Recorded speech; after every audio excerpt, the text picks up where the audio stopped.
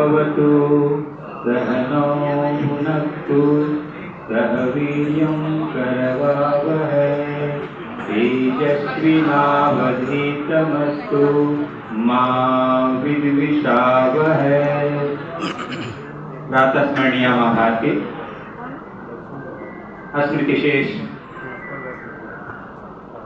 बिहार विभूति और काला बाबू मंच पर विराजमान ऐसी काम नहीं कर रहा। विशिष्ट अतिथि मुख्य वक्ता प्राचार्य महोदय, दर्शक दीर्घा में उपस्थित गुरुजन रामकृष्ण जी, कृष्णदेव जी, प्रेमी जी, विश्वनाथ जी और बहुत सारे नाम, शरण प्रसाद जी, सबके प्रति कोटि कोटि सभी दर्शक श्रोता के प्रति हृदय से आभार व्यक्त करते हुए यह कहना चाहता हूं कि जिनके कारण यह महाविद्यालय अपनी गरिमा को बिहार की धरती पर स्थापित कर रही है, उन गरिमा को आगे बढ़ाने में शीर्ष में हमारे इन महापुरुषों का योगदान रहा है। वर्षों पूर्व पिछले साल 24-25 में जब आचार्य विश्वनाथ सिंह की पुस्तक संपादन लेखन के क्रम में जुड़ा था, उसी समय बीज के रूप में बाला बाबू की भी एक चिंगारी हृदय में विश्वनाथ बाबू की रचनाओं को पढ़ते पढ़ते बाला बाबू की चर्चा इस रूप में वहां आई कि लगा कि इन पर भी कुछ करना चाहिए। और आज आपके सामने यह एक दीपशिखा की कथा प्रस्तुत है। क्योंकि मैं प्रयास करता हूं अपने गुरुजनों से चर्चा करते रहूं, रामकृष्ण मिश्र जी, कृष्णदेव मिश्र जी, प्रेमी जी और आज विशिष्ट मुख्य वक्ता के रूप में लक्ष्मी बाबू उपस्थित हैं। इनके साथ भी कई प्रसंगों में कई बातों की चर्चा होती थी। इन्होंने मुझे प्रेरित किया, युमा जी आप बिहार विभूति पर भी कुछ कीजिए, और उन्हीं की प्रेरणा से और साथ में उनके सुपुत्र भानु जी ने भी मेरे इस मनोभाव को बढ़ाने का प्रयास किया। और आपके सामने हमारे महाविद्यालय के खासकर सभी का सहयोग रहा, लेकिन दो सहकर्मियों का चर्चा करना जरूर समझूंगा। पार्थ सारथी सर, जिन्होंने ऐतिहासिक दृष्टि को आगे बढ़ाने में मेरी मदद की, और अमृतेंदु घोषाल सर, अंग्रेजी विभाग अध्यक्ष, भाषाई पकड़ इनकी जहाँ कहीं कुछ कमियां रहती थी यदा कदा मुझे निर्देशित कर और भाषा स्तर पर भी परिष्कार करने का, इन दोनों के प्रति भी हृदय से आभार व्यक्त करता हूँ। जहाँ तक इन एक साथ दो रचनाओं की बात की जाए, हम सब जानते हैं कि हमारे महाविद्यालय में जून माह में ही दोनों की जयंती और स्मृति दिवस, और जून और जुलाई के प्रथम वीक में ही दोनों की जयंती और स्मृति दिवस, यानी 15 दिनों 20 दिनों के अंदर में ये दोनों महापुरुषों की जयंती भी है और स्मृति दिवस भी है। लगा कि इससे उत्तम और कोई समय नहीं हो सकता है। 5 जुलाई को स्मृति दिवस बाबू साहब के, और 29 जून को जन्म दिवस बाला बाबू की। तो इस तरह से संयोग बना, और आगे प्रयास रहेगा कि प्रतिवर्ष इस तरह के व्याख्यान आयोजित हो। कुछ पुस्तक के बारे में चर्चा कर दूं। मैं कवि नहीं, साधक हूँ एक, शब्दों की नहीं स्मृति का लेता हूँ टेक। जो दिल बुझा था वर्षों पहले, उसे शब्दों से जलाकर लाया हूँ, शब्दों में जलाकर लाया हूँ। यह पुस्तक मैंने नहीं लिखी, जी हाँ मैंने नहीं लिखी, यह पुस्तक मुझसे लिखवाई गई। उस आत्मा ने लिखवाई जो आज भी इस महाविद्यालय के प्रत्येक प्रांगण में विराजमान है, चाहे बाला बाबू हो या बिहार विभूति हो। इन दोनों का नाम प्रातः स्मरणीय पूज्य देवताओं की तरह हमारे महाविद्यालय के लिए वंदनीय है, अर्चनीय है, सम्माननीय है। सबसे पहली पुस्तक एक दीपशिखा की चर्चा।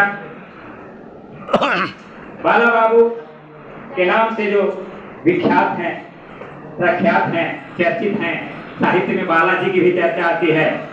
वे साधारण थे, जैसे साधारण मिट्टी होती है, किंतु उसी मिट्टी से मूर्ति बनती है, उसी मिट्टी में अन्न उत्पन्न होता है।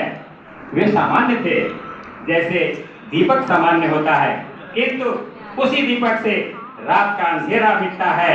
बालाजी ऐसे ही दीपक थे। और इसीलिए पुस्तक का शीर्षक है एक दीप शिखा की कथा। दीप शिखा के रूप में मैंने चर्चा की संक्षेप में कहूंगा। शेर घाटी आरा पटना की ज्ञान यात्रा कर जब वे उतरे, गया की कचहरी में न्याय के मंदिर में सच्चे पुजारी बने। उनके दो महान योगदान, पहला मगध विश्वविद्यालय 1962 से 1986 तक 24 वर्षों तक अटूट सेवा, ट्रेजरर बने, कुलपति बने और विभिन्न रूपों में महाविद्यालय की सेवा की। उनका स्वप्न था यह अपना विश्वविद्यालय एशिया का सर्वश्रेष्ठ विश्वविद्यालय हो। और दूसरा अनुग्रह मेमोरियल कॉलेज 1964 में स्वप्न देखा। उनके घर से एक विज्ञान महाविद्यालय, मैं अपने घर से एक विज्ञान महाविद्यालय बनाऊंगा। बिना खाए पिए दिन रात काम किया और वह स्वप्न साकार हुआ। उसी मंदिर में हम सब आज उपस्थित हैं। 15 जून 1993 को वह दीप निर्माण हुई। मृण्मय काया चला जाता है, लेकिन यह शरीर जीवित रहता है, अमर रहता है, शाश्वत रहता है। 16 जून 1998 को श्री कामता प्रसाद सिंह के कर कमलों से शिलान्यास हुआ। 16 वर्षों के व्यवधान आए, किंतु संकल्प टूटा नहीं। और 6 अगस्त 2014 को डॉक्टर विजय कुमार सिंह के कर कमलों से आपका अनावरण हटाया गया, आवरण हुआ।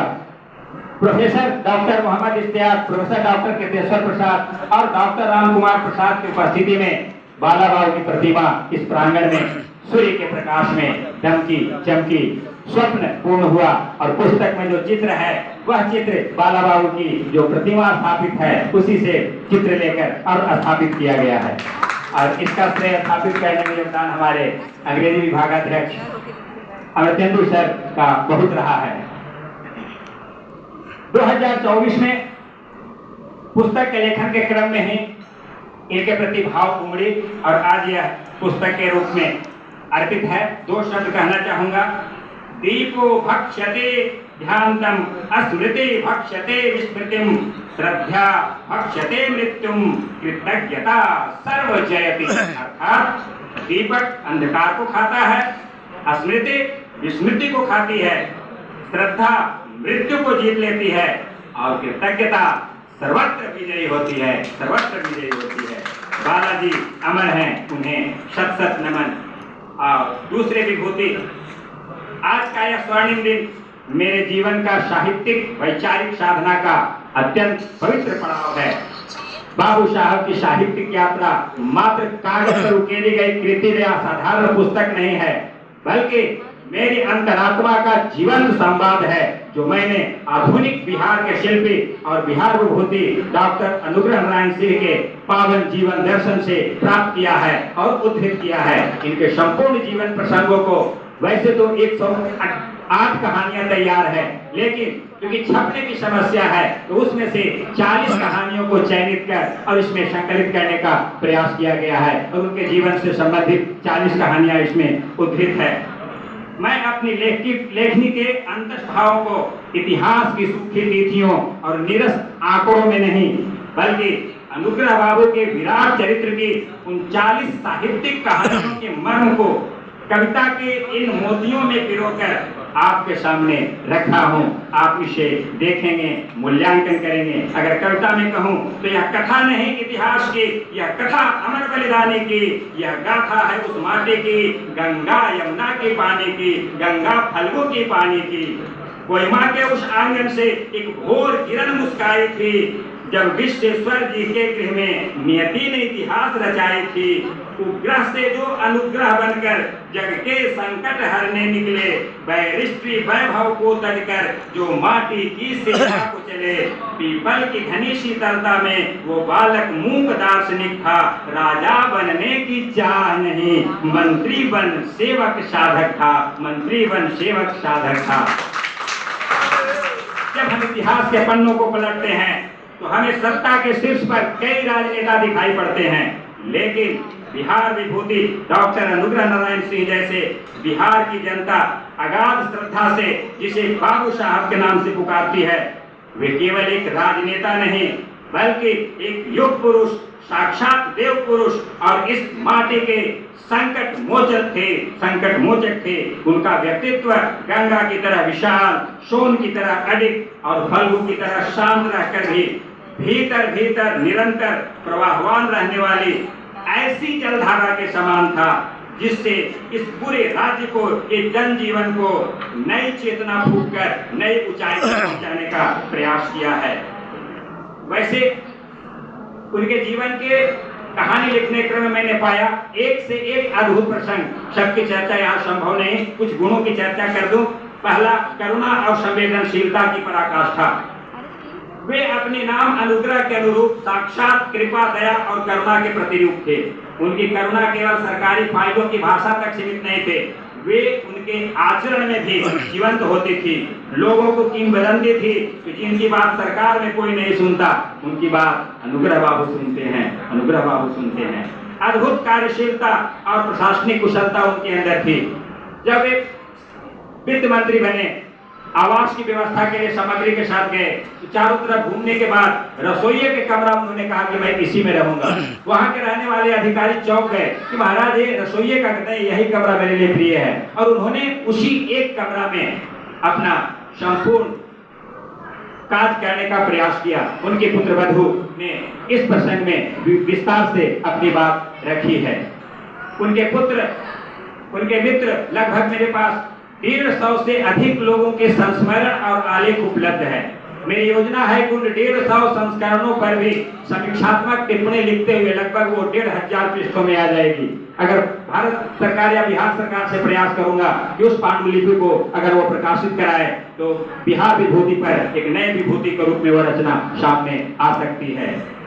इन्हीं चंद शब्दों के साथ अंत में बस केवल इतना कहना चाहूंगा कि आज के दौर संक्रमण का दौर है।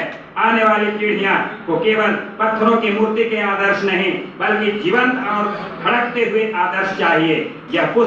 ये दोनों पुस्तक उसी जीवंत आदर्श के लोक संस्कृति और लोक गीतों और भाव प्रवणता के माध्यम से समाज में मैंने रखने का प्रयास किया है। आप सब उसे आत्मसात करें तो बहुत बड़ी कृपा होगी। धन्यवाद।